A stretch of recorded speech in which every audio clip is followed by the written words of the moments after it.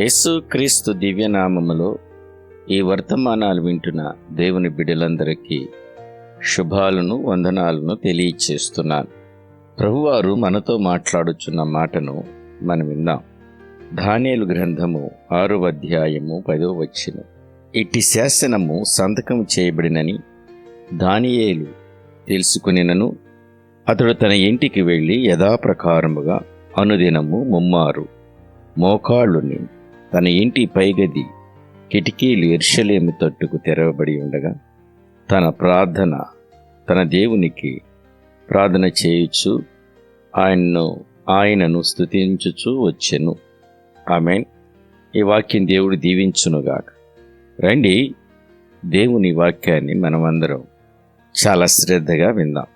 మన ఆత్మీయ ప్రయాణం కానీ అలాగనే భూసంబంధమైన ప్రయాణం కానీ క్షేమముగా ఉండాలని కోరుకుంటూ ఉంటాం.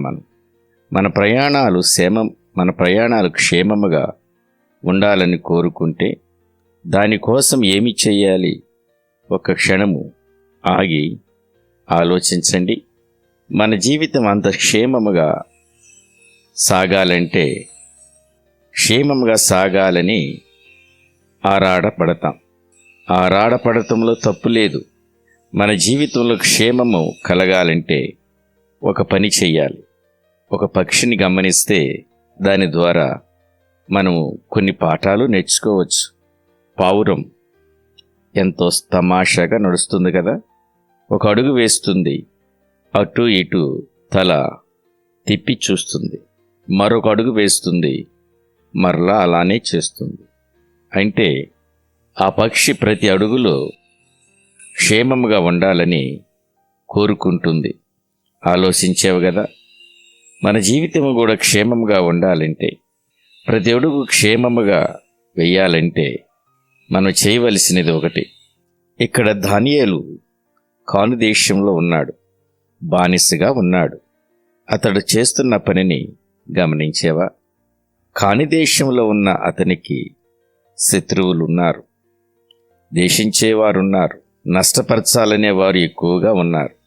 తన జీవితంలో నా అనేవాళ్ళు ఎవరు లేకపోయినా నా జీవితం కాపాడబడాలంటే ఒక చక్కని ప్రణాళిక, ఒక పద్ధతి ప్రకారం నడవటం మొదలుపెట్టాడు.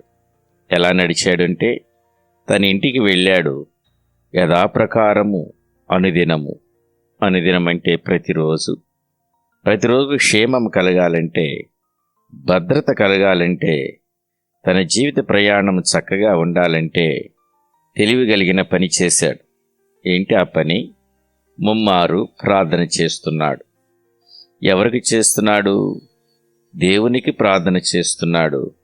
మరొకటి చేస్తున్నాడు, స్తుతిస్తున్నాడు. తన భద్రత ప్రార్థనలో ఉన్నదని, రెండోది స్తుతించటంలో ఉన్నదని తను తెలుసుకున్నాడు. ప్రార్థించేటప్పుడు ఆ ప్రార్థనను ఆలకించే దేవుడు దూరంగా లేడని, తన దగ్గరగానే ఉన్నాడని, తన ప్రార్థనను అనుదినము ఆయన వింటున్నాడని, ఆయనే భద్రత కలుగు చేస్తున్నాడని, ఆ స్థిరమైన ఏక మనసు కలిగి అనుదినము ప్రార్థన చేస్తున్నాడు. ప్రతి అడుగు ప్రార్థన ద్వారే వేస్తున్నాడు, స్తుతిస్తున్నాడు, మహిమపరుస్తున్నాడు. రోజు దేవునితో నడుస్తున్నాడు. రోజు ఆయనే భద్రం చేస్తున్నాడు. భయంకరమైన సమస్యలు ఉన్నా కూడా దేవుడు అతనికి క్షేమముగా నడిపించలేదా? నువ్వు కూడా నీ అడుగులో దేవుని ఆత్మను కోరుకో, దేవుని సహాయము కోరుకో. ప్రార్థనతో ప్రతి అడుగు వేయి. ఆనాడు దానియేలుని క్షేమాన్ని అనుగ్రహించిన దేవుడు నీ ప్రార్థన ద్వారా నీకును, నీ కుటుంబానికి, నీ బిడ్డలకు అందరికీ, నీ కలిగిన యావత్తుకు క్షేమం కలుగుతుంది. అలాంటి ప్రార్థన చేద్దామా? రండి, మనమందరము కలిసి ప్రార్థన చేసుకుందాం. తలలు వంచుకొనండి. మోకరించగలిగిన వారు మోకరించండి. ప్రార్థన. కృపాసత్య సంపూర్ణుడా, మహాదేవ, స్తుతి ఘనత మహిమలు నీకే చెల్లిస్తున్నాం ప్రభువా. రాత్రంతయు నీ ఉచితమైన ప్రేమలో కాచి కాపాడినందుకు నీ కొందనాలు. ఈ ఉదయకాల సన్నిధిలో నీ జీవం కలిగిన మాటను వినటానికి, నిన్ను గణపరచటానికి మాకిచ్చిన ఈ గొప్ప సమయాన్ని బట్టి నీకే స్తుతులు స్తోత్రాలు చెల్లిస్తున్నానయ్యా. మహోన్నతుడా, మహిమ కలిగిన రాజా, నీకే స్తుతులు స్తోత్రాలు.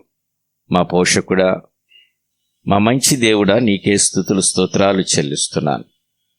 నిన్న నేడు నిరంతరం ఏకరీతిగా ఉన్న ప్రభువా, నీకే వందనాలు చెల్లిస్తున్నాను. మాతో మీరు మాట్లాడుతున్నందుకు నీకు వందనాలు.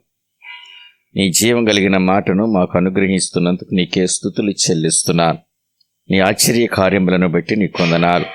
నీ విలువైన కార్యములను బట్టి నీకే వందనాలయ్యా. అయ్యా, మమ్మల్ని పోషిస్తున్నందుకు నీకు వందనాలు. మాకును మాకు కలిగిన యావత్తుకు భద్రత అనుగ్రహించండి. నీ నామానికి మహిమ తెచ్చుకోమని, ఈ రోజంతా క్షేమాన్ని అనుగ్రహించమని యేసుక్రీస్తు దివ్యనామంలో అడిగి వేడుకుని ప్రార్థన చేయుచున్నాము పరమ తండ్రి. ఆమేన్.